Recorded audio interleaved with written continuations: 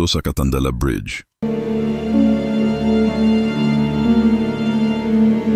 Sa bayan ng Ibaan, Batangas, may isang tulay na tinatawag na Catandala Bridge. Sa unang tingin, karaniwan lamang ito, matahimik tuwing umaga, dinadaanan ng mga tricycle at sasakyang papunta sa bayan. Ngunit kapag lumalim na ang gabi, ibang kwento na ang sinasabi ng mga tao roon. Ayon sa matatanda, may isang trahedyang nangyari sa tulay na iyon. Isang magkasintahan ang galing sa pista, sakay ng motorsiklo, pauwi na sana sa barangay Catandala. Ngunit sa gitna ng tulay nawalan ng kontrol ang lalaki at bumulusok sila sa ilog sa ilalim. Kinabukasan, natagpuan ang motorsiklo, pero ang katawan ng babae lang ang nakita. Ang lalaki, kailanman ay hindi na natagpuan. Simula noon, gabi-gabi daw ay may babaeng nakaputi na nakatayo sa gitna ng tulay. Mapapansin mo lang siya kapag walang ibang dumadaan. Sinasabi ng mga driver ng tricycle at truck na minsan daw, may sumasakay na babae, tahimik lang, at kapag lumingon ka sa salamin, wala na siya sa upuan. Isang gabi, isang batang lalaki na galing sa fiesta ang naglakad pa uwi dahil na flat daw ang gulong ng tricycle.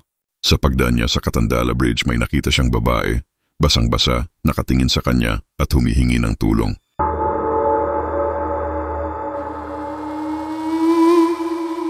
Ang boses nito ay parang galing sa ilalim ng tubig. Tulungan mo akong hanapin siya.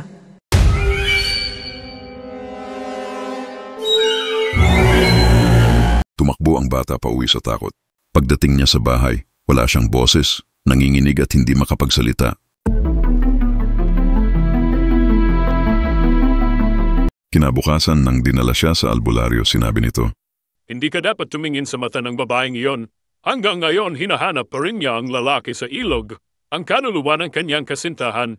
At ayon sa mga taga-Ibaan, tuwing Biyernes ng gabi lalo na kapag umuulan, makikita mo pa rin ang babae sa Catandala Bridge, nakatingin sa tubig, hawak-hawak ang lumang helmet ng motorsiklo.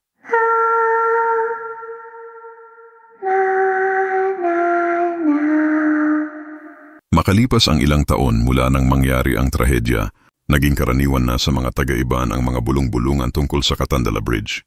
Ngunit may mga kabataang hindi naniniwala at gustong patunayan na walang multo roon. Isang gabi ng undas, 4 na magkakaibigan, sina Mark, Jessa, Carlo at Trixie, ang nagpunta sa tulay. May dala silang cellphone at flashlight, nagbabalak gumawa ng ghost hunting video. Kung totoo yung multo, bakit hindi pa siya nagpapakita na yon? Tahimik ang paligid. Wala ni isang dumadaan. Tanging langit-ngit ng ilog at huni ng kuliglig ang maririnig. Habang nagre-record sila, biglang bumukas at nagsara ng mag-isa ang flashlight. Akala nila low-bat lang, pero nang palitan nila ng bago, bigla namang nag-freeze ang cellphone camera.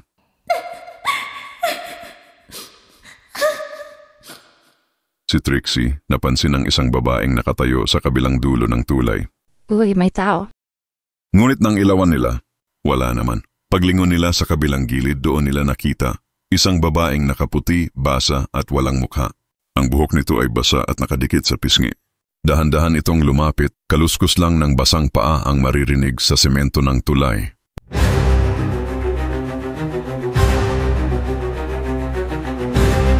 Bakit ninyo ako ginising?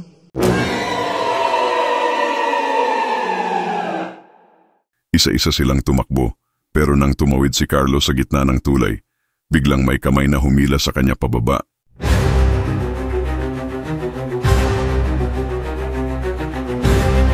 Sigaw siya ng sigaw, pero nang sumilip ang tatlo sa gilid ng tulay, wala na siya.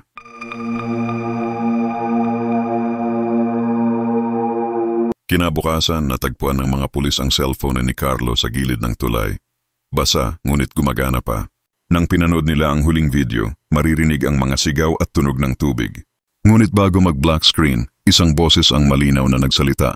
Nakabalik na siya. Sa akin. At mula noon, may bagong kwento na sa Catandala Bridge.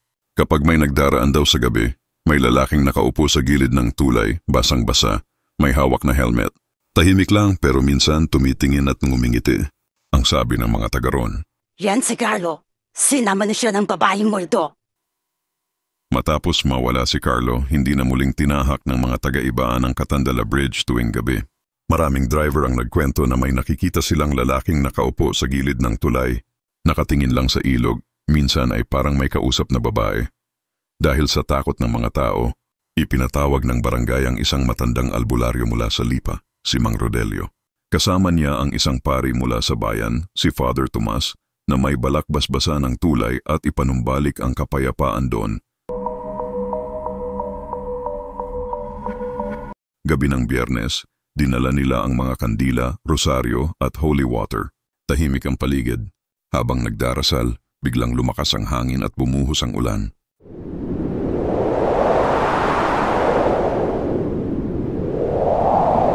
Sa gitna ng tulay, muling nagpakita ang babaeng multo, nakaputi, basang-basa, may hawak na lumang helmet. Ngunit sa pagkakataong ito, umiiyak siya. Hindi ko siya matatagpuan. Saan mo siya dinala? Ibinuhos ni Mang Rodelio ang asin at holy water sa paligid habang si Father Tomas ay nagdasal ng orasyon ng kaligtasan. Habang lumalakas ang dasal, may liwanag na unti-unting bumalot sa tulay. At sa gitna ng liwanag, lumitaw ang isang anino ng lalaki, si Carlo, nakatingin sa babae. Ngumiti ito at nagsabi, Nandito na ako. Pwede ka nang magpahinga.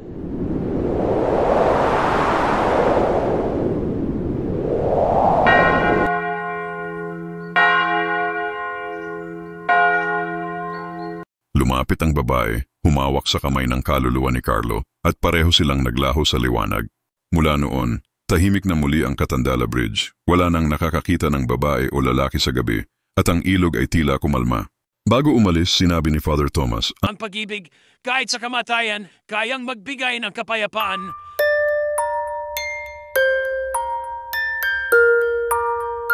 At simula noon, ginawang pagsasayahan ng mga taga-ibaan ang tulay tuwing pista, hindi bilang lugar ng takot, kundi bilang paalala na kahit ang mga ligaw na kaluluwa ay may pag-asa ring matahimik.